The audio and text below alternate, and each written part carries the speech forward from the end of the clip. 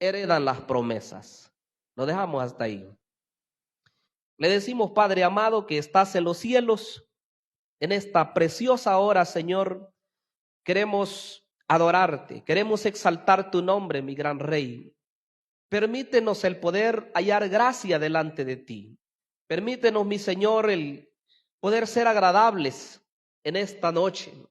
Queremos, Señor, presentarnos como necesitados, como aquellos, Señor, hijos tuyos que necesitan a cada momento de tu misericordia, de tu bondad.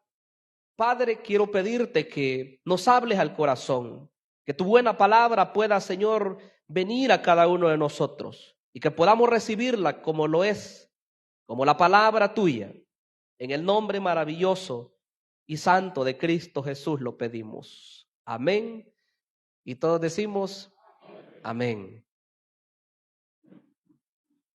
Muy bien, el mensaje de hoy se titula Cuidado con la apostasía. Esa expresión es así, ¿verdad? Una alerta. Por lo tanto, el tema pues debe de estar así entre signos de admiración. Así como hay preguntas y el énfasis pues debe de ser así, ¿verdad? En signos de interrogación. Cuando preguntamos algo, hoy pues este tema es entre signos de admiración. Cuidado con la apostasía. Es una alerta.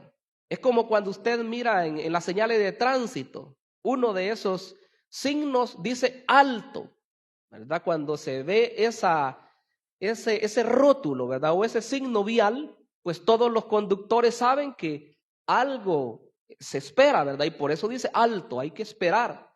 Entonces hoy el tema pues es una alerta. Y por cierto que los creyentes a quienes se dirigió esta carta primeramente, se puede confirmar por los últimos versículos que no estaban en la condición de los creyentes reprobados o de aquellas personas que estaban cayendo en la apostasía, sino más bien ellos estaban en el rubro de los verdaderos creyentes o en el grupo de los verdaderos creyentes. Pero creo que la alerta siempre es válida, ya sea para aquellos que están expuestos a la condenación porque no quieren nada con el Señor, los no creyentes, o también para los creyentes, los que ya estamos caminando en el Señor. La alerta es válida porque a nosotros nos enseña a permanecer firmes en el Señor y no desviarnos por nada. Entonces hoy, considerando que estamos hablando ante un pueblo creyente, la alerta es a estar expectantes de lo que el Señor pues quiere para nosotros. Esa palabra apostatar o apostasía se menciona solamente 3 veces en el Nuevo Testamento. 2 veces se usa como sustantivos, pero una vez se usa como verbo, y esta se encuentra en Hebreos 3:12, que ya lo tratábamos anteriormente. Es la palabra afistemi, que significa apartarse. En este sentido, pues lo que significa para nosotros es apartarse de la fe. Una persona que está caminando, una persona que está en la iglesia visible de Jesucristo, quiero decir eso desde el principio, porque una cosa es hablar de la iglesia visible y lo otro es hablar de la iglesia, ¿cómo le podemos decir? La iglesia propia de Jesucristo, el cuerpo de Jesucristo. Pero darme a entender, porque en cada congregación se pueden reunir miles de personas, cientos de miles pudiera ser, pero entre todas esas personas el Señor conoce quiénes son los verdaderos creyentes. Y con esto pues mi mensaje no es para desalentar, no es para poner en duda, al contrario, es para poner en alerta a las personas que están ya en la obra del Señor y no retroceder por nada. Entonces, apartarse significa el verbo afistemi, pero también tiene otras connotaciones. Puede significar deserción, rebelión, abandono, retirada o separación de algo a lo cual se pertenece. Eso significa. Entonces, hoy en este pasaje que hemos leído habla acerca del acto propiamente de apartarse. Y mire lo que comienza diciendo el escritor. Porque es imposible, esa palabra es bueno subrayarla, es imposible que los que una vez, dice, y comienza con una descripción de 5 cosas, las cuales se dice que los creyentes hebreos y también nosotros, los que hoy oímos este mensaje en este auditorio y los que nos ven a través de la red y ya son creyentes, han recibido. Estos creyentes hebreos fueron expuestos a eso. Vamos a ver qué es lo que pasaba con ellos. Dice que es imposible que los que una vez fueron iluminados, ahí está el primero de los datos que nos arroja esta primera parte, de las severas advertencias, porque esta primera parte habla de advertencias bien puntuales. Los que una vez, dice, fueron iluminados. ¿Saben lo que significa ser iluminado? Si nosotros no hubiéramos sido iluminados por el Espíritu Santo de Dios, no estaríamos en este lugar. Porque no es el intelecto de la persona, no es que sea muy sabio como para decir que un rato despertó y dijo, ya me aburrí del mundo y hoy quiero ser parte de la iglesia del Señor. No. Cada creyente fue tocado por el Espíritu Santo de Dios oyendo un mensaje. Por la radio, puede ser en una iglesia, puede ser a través de una alabanza, pero lo cierto es que el Espíritu Santo de Dios nos iluminó para que pudiéramos nosotros ser despertados espiritualmente y poder recibirle como nuestro Salvador. Pero lo que pasa es que el Espíritu Santo de Dios, con su obra de iluminación, no solamente trabaja, como podemos decir hoy en los que ya somos creyentes al 100%, sino también el Espíritu Santo de Dios trabaja y obra en todas aquellas personas que oyen una predicación de la palabra de Dios. Lo que sucede es que no todas las personas reaccionan positivamente a ese mensaje, sino que algunos lo hacen y dicen sí al llamado de Dios y otros pues definitivamente dicen no, por A o B motivo, que hoy no es el punto el poder tratar eso acerca de los puntos salvíficos netamente. Pero la verdad es que todas las personas que pudieran reunirse, pensemos acá en este lugar, que estuviéramos repletos, ¿verdad? En todo lo que cabe en este lugar, y que entre todos nosotros hubieran unas 10 personas que no conocen todavía del Señor, yo le digo, la iluminación del Espíritu Santo de Dios va a venir, ¿verdad? Por sobre todas las personas, y aún en aquellos que todavía no conocen del Señor, yo le aseguro que el entendimiento de la palabra del Señor, si bien es cierto que su corazón todavía no es habitado por el Espíritu Santo, pero como hay un mover de Dios, hay una expectación acerca de lo que Dios quiere hacer, esas personas oyen el mensaje y entienden de cierto modo el mensaje. Pero hay un momento que ellos dicen no, ¿verdad? Hay un rechace. Entonces la predicación viene, el mensaje viene. Estas personas son iluminadas por el Espíritu Santo, pero no quieren el obedecer. Porque es imposible, dice, que los que una vez fueron iluminados, oiga lo que dice, fueron iluminados estas personas. Pero lo segundo que dice es que también gustaron del don celestial. Esta expresión es todavía un poquito más complicada, porque el gustar de la delicia de Dios, de ese don, de lo que el Señor ha dado para su iglesia, para los creyentes, por eso es que ha llevado este pasaje a muchos intérpretes a creer que se está hablando de los verdaderos creyentes, de aquellas personas que ya tienen el Espíritu Santo y de aquellas personas que ya recibieron a Jesús como su Salvador y que podrían llegar a apartarse del Señor, porque esa es la otra interpretación. Pero yo creo que más que eso se está refiriendo a personas que son expuestas al mover del Espíritu Santo de Dios.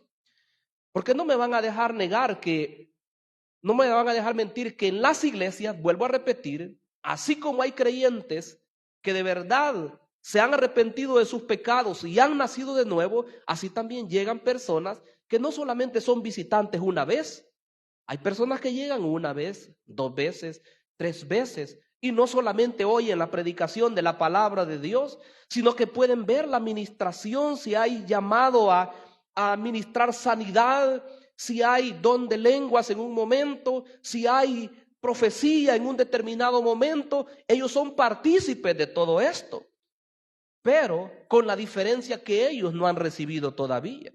Dice que estos han sido partícipes del don celestial. Algunos creen que pudiera referirse a el sacrificio de Jesucristo y que ellos están siendo parte ahí dentro del recinto de la iglesia, del local de la iglesia. Pero más puntualmente referirse al mover del Espíritu Santo de Dios. Son partícipes. De ahí el peligro que muchas personas, aún dentro de la iglesia, y no disfrutan de lo que es el mover del Espíritu Santo de Dios. Es más, son ajenos. Hay personas que piensan que cuando hay las manifestaciones del Espíritu Santo a través de los dones, ellos piensan que esa es una locura. Corre el riesgo una persona así de todavía no haber creído de verdad en Jesucristo y llegar un momento a apartarse de la fe. Porque los verdaderos creyentes, mis estimables hermanos, no somos expectantes de lo que ocurre en el cuerpo de Cristo en la iglesia. Los verdaderos creyentes nos involucramos. Por eso dice que hay que llorar con los que lloran, que hay que reír con los que ríen. Y en el momento del derramamiento del Espíritu Santo, yo le digo, todo verdadero creyente no se va a retraer. No, si llamamos a la administración, no es aquel que se va a quedar allá atrás, ¿verdad? O que se va a salir de la iglesia. No, todos nos involucramos porque somos partícipes del Espíritu Santo de Dios. Pero hay gente que no. Entonces, estas personas dicen que han sido partícipes, han gustado del don celestial, de lo que Dios da para la iglesia. Además de eso, como número 3, dice el versículo 4 siempre, y fueron hechos partícipes del Espíritu Santo. Aquí se pone más serio todavía, porque esta parte de ser partícipe es como que esté afirmando que ellos tenían el Espíritu Santo o que ellos tienen el Espíritu Santo y aún así apartarse de la iglesia del Señor. Entonces, sea que se interprete de esa forma o que se interprete para los que no son convertidos verdaderamente, el deber de nosotros es permanecer fieles en la obra del Señor. Porque ¿de qué serviría que usted dijera, no, es que yo tengo el Espíritu Santo, es que yo le recibí, ¿verdad? Hace tantos años. ¿Y qué tal si en un determinado momento usted decide abandonar la fila de Cristo? De nada serviría. Entonces, una de dos cosas, y se la voy a poner bien fácil, porque en cuestiones de salvación hay un conflicto, pero se la voy a poner bien fácil. Cuando una persona abandona la fila de Cristo, unos dicen, perdió su salvación, dicen. Miren cuánto tiempo estuvo en la iglesia para hoy perder su salvación. Pudieran ser bastantes años, pero igual se fue, perdió su salvación, dicen. Pero el otro grupo vieron que caminó un tiempo y después se aparta y dicen ellos, este se fue. Lo que pasa con él es que nunca fue salvo. Le voy a hacer la pregunta. Son solamente dos formas de abordar la forma como la persona se aparta del Señor. Al fin y al cabo, ¿qué pasa con esa persona? ¿Se salva o se condena? ¿Qué dicen? ¿Me van siguiendo en la argumentación o no? ¿Qué pasa con esa persona? ¿Se pierde o se condena? ¿Se condena o se salva? Ya lo puse a pensar, ¿verdad? Pero aquí contestó la doctora. Oiga, otra respuesta. Entonces, al fin y al cabo, si la persona se aparta, estamos hablando no de alguien que se quedó y de repente por algún motivo, ¿verdad? Y luego viene a la iglesia y se reconcilia. No estamos hablando de esas personas, estamos hablando de apartarse de la fe definitivamente. Por eso es serio este mensaje. Está hablando de una persona no que incurre en un pecado común y corriente, oiga la palabra que uso, sino está hablando de un pecado particular que se llama la apostasía, relacionado con el pecado imperdonable que el Señor habló en Mateo. Entonces, una persona que se aparta de la fe nunca volvió a Cristo y muere en esa condición. ¿Qué podrá decir uno? No puede decir, se fue con el Señor. No se puede. El que es verdaderamente de Cristo, mis estimables hermanos, con luchas, con tentaciones, si es posible, podría que en algún determinado momento pudiera caer, pero esa persona le aseguro que va nuevamente a volver a los caminos del Señor, y aunque le cueste, aunque batalle, pero esa persona va a perseverar hasta el fin, porque la gracia bendita de Dios está en él y Cristo ha pagado por todos sus pecados. Bendito sea el nombre maravilloso de Dios.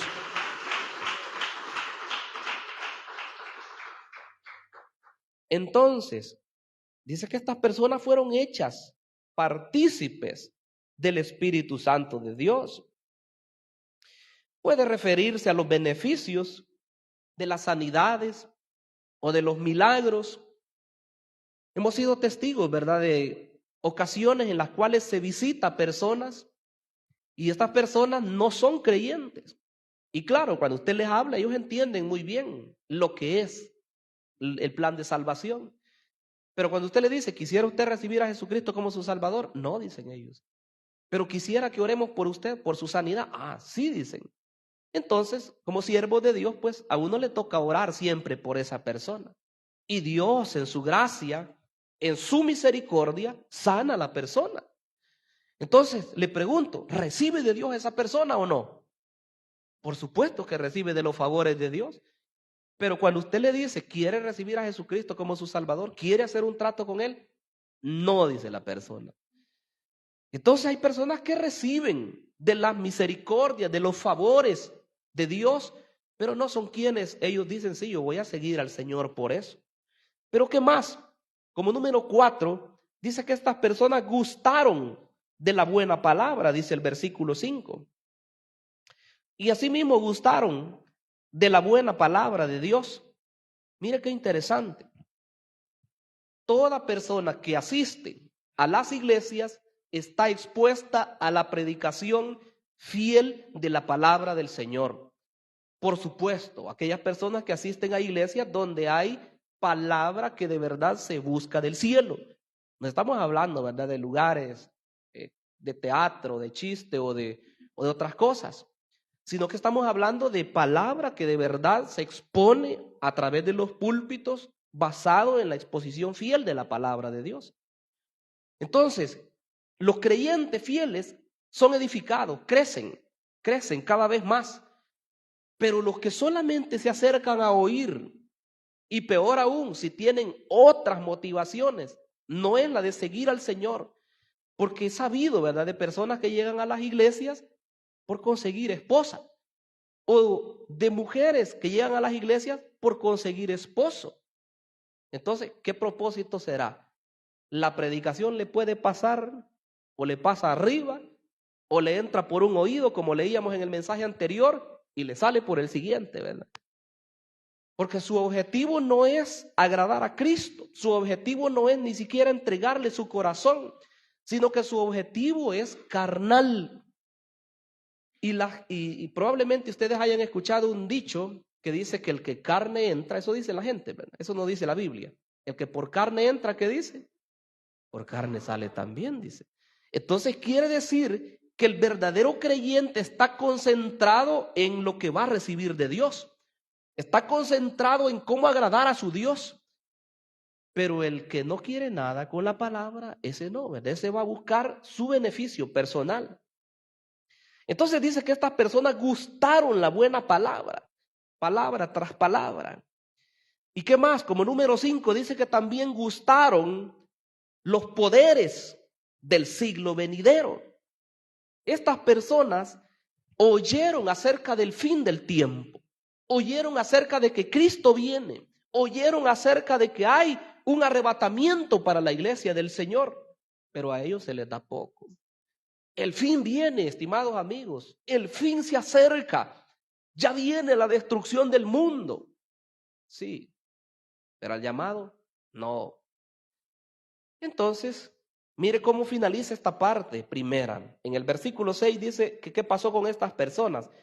Quiero que retomemos la parte que comienza con el versículo 4, donde dice que es imposible que los que una vez, y dale el listado, Y luego la parte del 6 que dice, y recayeron, sean otra vez renovados para arrepentimiento. Es imposible, dice el escritor, como quien dice que llega el momento en el cual una persona de tanto oír y ver el mover del Espíritu Santo de Dios y no quiere nada, llega el momento en el cual esa persona endureció tanto su corazón que nada de lo que pueda haber en la iglesia le va a mover su corazón al arrepentimiento.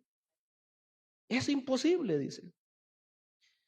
Hay gente que ni siquiera cree en el mover del Espíritu Santo de Dios. Esas personas, ¿cómo podrán convertirse a Cristo si solamente el Espíritu Santo de Dios es el que convierte a las personas? Si se resiste demasiado la obra del Espíritu Santo, al final la persona se vuelven hasta blasfemos. Y por eso es que usted verá personas que han estado en las iglesias y después contradicen a medio mundo. Saben más que los pastores, pero solo para contradecir. Entonces, ¿qué pasó con esas personas? Y usted se puede admirar y decir, pero es que estaba en la iglesia. Y es que miren, participaba en tal ministerio y estuvo no sé cuántos años. Lo que pasa es que fue a oír y aprendió y vio todo lo del mover del Espíritu de Dios, pero no fue para beneficio personal. Solamente fue como una información. Yo creo que aquí debemos resumir todo eso. Una cosa es entender la palabra de Dios, ¿verdad? Porque de saberla, la Biblia dice que hasta el mismo Satanás conoce todas las cosas, pero no se arrepiente, ¿verdad? Ni puede ya.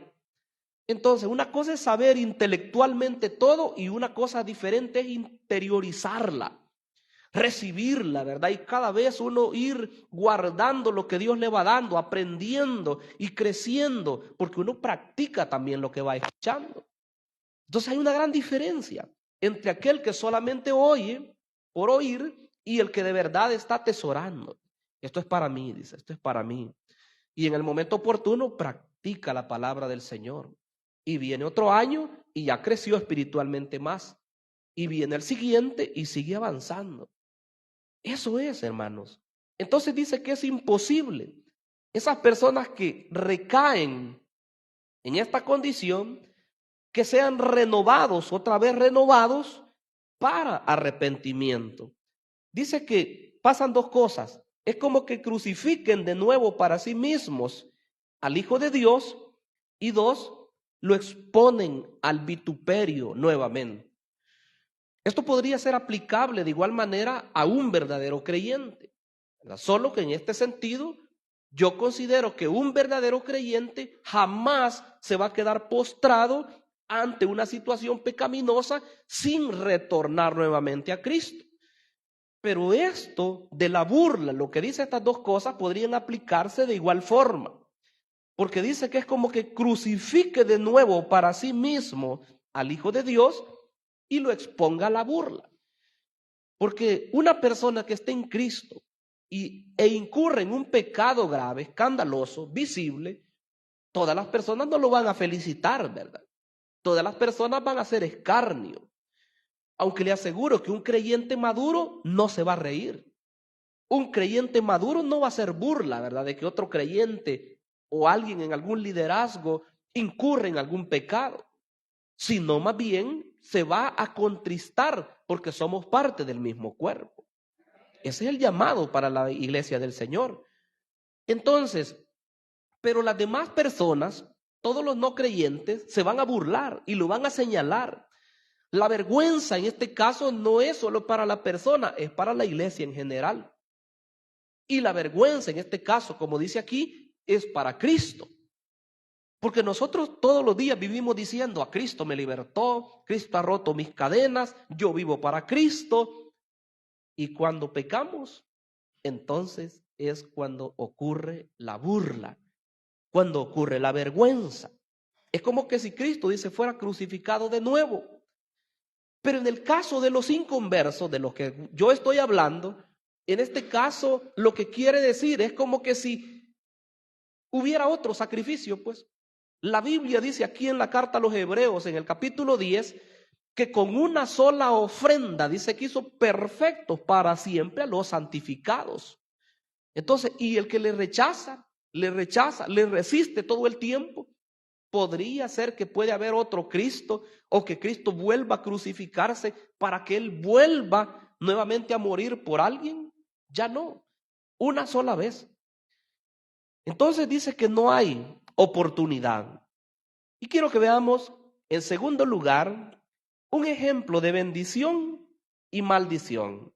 El versículo número 7 dice, porque la tierra que bebe la lluvia, que muchas veces cae sobre ella y produce hierba provechosa a aquellos, por los cuales es labrada, recibe bendición. Esa es la primera parte. Pero luego dice el siguiente, pero la que produce espinos y abrojos es reprobada. Está próxima a ser maldecida y su fin es el ser quemada. Entonces, los que oyen el mensaje, lo reciben y lo ponen en práctica, esos creyentes van a ser bendecidos. ¿Cuántos decimos amén? ¿Cuál es la bendición para el creyente? Por supuesto que es la vida eterna. Pero aquel que oye la palabra, puede ser por mucho tiempo o puede ser pocas veces, pero si la rechaza, nunca recibe esa palabra en su corazón, al final es para perdición. ¿Y cuál es la perdición para los no creyentes? La condenación eterna. Entonces, este mensaje está claro. Pudiéramos reforzar esta tesis con Mateo 13, 18 al 23, donde el Señor pues habló un poco acerca de lo mismo. Mateo 13, 18, el Señor explica el significado de la parábola del sembrador. Oíd pues vosotros la parábola del sembrador. Cuando alguno oye la palabra del reino y no la entiende, viene el malo y arrebata lo que fue sembrado en el corazón. Este es el que fue sembrado junto al camino. Hay por lo menos dos interpretaciones en cuanto a la parábola del sembrador que yo he escuchado. Algunos pues lo aplican a la forma de vivir del creyente y, por cierto, sacan aplicaciones muy bonitas. Pero la otra es esta, y es la que el mismo Señor Jesucristo dio. Se sobreentiende por estos versículos que vamos a leer que el Señor deja bien claro que los primeros 3 tipos de semillas, o terreno, mejor dicho, porque la semilla no es el problema, sino el terreno donde cae la semilla, representan a los que sí oyen la palabra del Señor, pero no la reciben. O si la reciben, ellos no dan fruto, con lo cual se determina que no son verdaderamente creyentes. Solamente los de la cuarta tierra son los que de verdad dan fruto, y por lo cual pues se determina que son creyentes verdaderos. Entonces vean lo que dice. 19. Cuando alguno oye la palabra del reino y no la entiende, viene el malo y arrebata lo que fue sembrado en su corazón. Este es el que fue sembrado junto al camino. Yo creo que ninguno de los que estamos aquí somos de ese tipo de tierra. ¿O será? ¿Qué dicen ustedes? No, porque ya llevamos un buen rato de estar caminando y algún fruto estamos dando, pero estos se los comieron los pajarillos. 20. Y el que fue sembrado en pedregales, este es el que oye la palabra y al momento la recibe con gozo, pero no tiene raíz. No tiene raíz en sí, sino que es de corta duración. Pues al venir la aflicción o la persecución por causa de la palabra, luego tropieza. Esa persona como que de verdad es creyente, ¿verdad? Y hasta puede hacer la profesión de fe. Y por eso las personas se confunden. No, pero es que él recibió a Cristo. ¿En su corazón de verdad ocurrió? No se sabe. Las evidencias lo van a decir. Cuando viene el primer problemita, sale corriendo. No, si eso es ser cristiano, mejor me voy. Estaba mejor en el mundo, tenía mejor trabajo, nadie me decía nada. Entonces se va. Versículo 22. El que fue sembrado entre espinos, Este es el que oye la palabra. Mire lo que pasa con él. Pero el afán de este siglo, o sea, todas las preocupaciones y el engaño de las riquezas, que mucho tienta a muchas personas e incluso creyentes, y el engaño de las riquezas ahogan la palabra y se hace infructuosa. Esa palabra hay que ponerle cuidado. Se hace infructuosa la palabra. Y el Señor quiere que en los verdaderos creyentes la palabra no sea infructuosa, que la palabra produzca el fruto que Él quiere. Porque de otra manera caeríamos entre esas personas que es como que la semilla cayó entre espinos.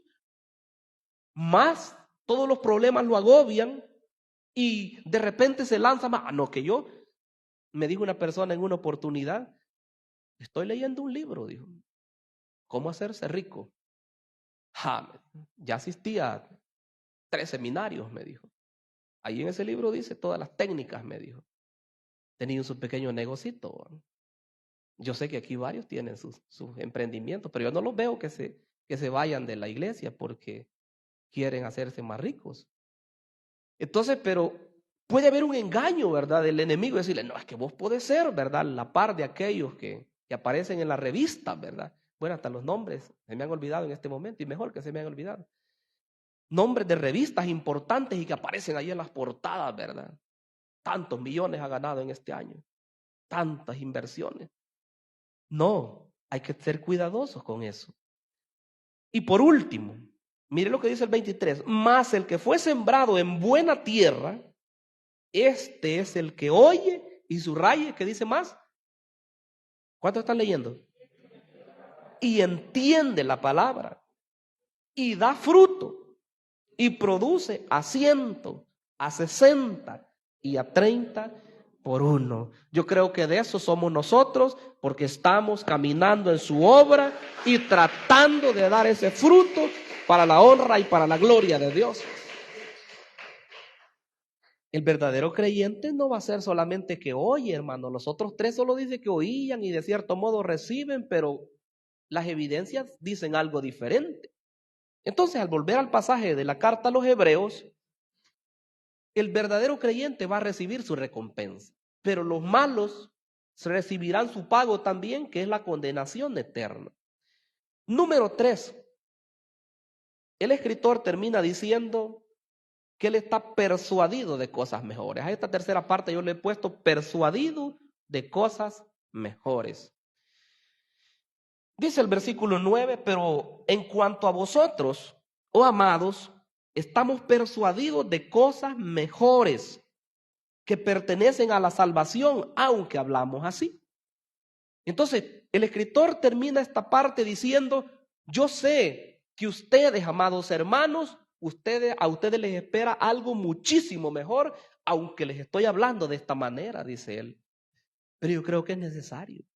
Porque aunque seamos verdaderos creyentes, debemos saber que lo que el Señor quiere es no que perseveremos 1 año, ni que perseveremos 10, sino que perseveremos hasta el final. Eso quiere el Señor. Entonces dice que las cosas que nos esperan a nosotros atañen a la salvación. Dice que cuando Cristo venga, entonces se va a ver cumplida la promesa a nosotros del cuerpo transformado y glorificado para irse con Él por toda la eternidad. Pablo dice a los romanos que la misma creación espera ansiosamente la manifestación de los hijos de Dios. Entonces, y nosotros, dice que tenemos las primicias, también gemimos en nuestro cuerpo, esperando la redención, la adopción de nuestro cuerpo, dice. Muchos se confunden y piensan, entonces no somos salvos, vamos a ser salvos hasta aquel momento. No, hay que conocer la Escritura.